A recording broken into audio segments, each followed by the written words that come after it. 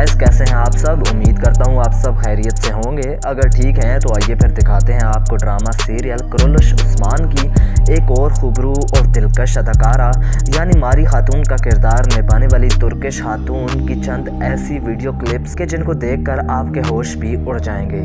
जी हाँ, ये वही मासूम शक्ल और नेक सीरत मारी खातून है जो ड्रामे में तो एकदम पाकीज़ा दिखाई देती थी, मगर जब इनको असल ज़िंदगी में देखा तो तौबा।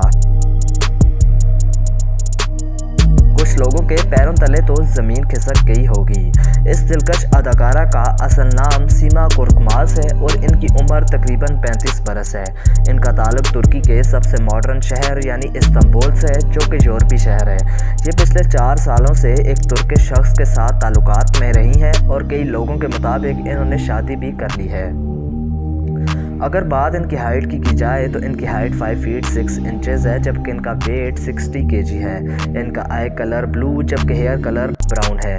बात इनकी बॉडी मेजरमेंट की जाए तो वो 32, 28, 30 है। इनका ताल्लुक दीन इस्लाम से है और शॉपिंग करना, हॉर्स राइडिंग और स्विमिंग इनके दिल पसंदीदा शौक हैं।